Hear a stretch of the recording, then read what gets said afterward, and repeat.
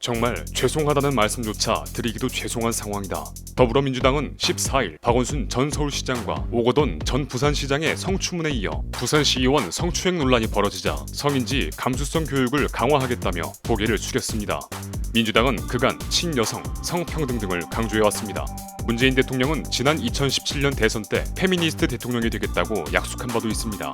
그러나 2017년 탁현민 청와대 의전 비서관의 과거져서 여성 비하, 성희롱 논란, 2018년 안희정 전 충남지사의 수행비서 성폭행 사건, 올해 오거돈 전 부산시장 강제추행 의혹 사건과 고 박원순 전 서울시장의 비서 성추행 피소 등 끊임없는 성추문이 이어지며 민주당 이미지에 큰 타격을 입고 있습니다. 더불어민주당 소속 부산시의회 A씨 의원이 부산 사하구 한 식당에서 종업원에게 부적절한 신체 접촉을 했다는 신고를 접수받고 수사에 착수하여 결국 A씨 의원을 제명했습니다.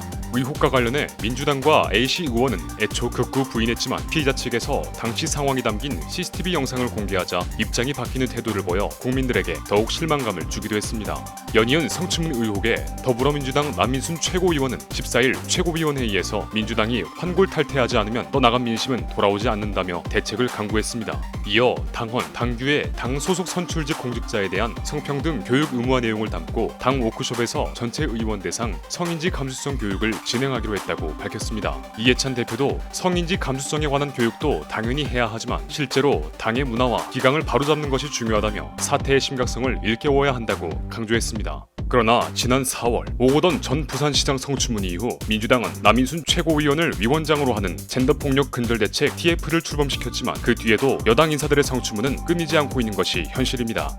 네티즌들 역시 연이은 내용이 보도되자 역시 더불어 만진당, 더듬어 만진당 같은 표현으로 조롱하고 있습니다.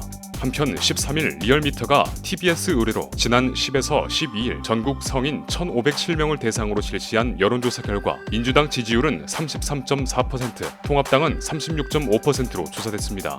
지난 4.15 총선에서 압승하며 52.6%까지 치솟았던 민주당 지지율은 3개월 만에 약 20%가량 추락했습니다. 물론 양당의 격차는 3.1%로 오차 범위 안에 있지만 2016년 탄핵 국면 이후 보수정당이 처음으로 민주당을 앞지르기 시작한 것입니다.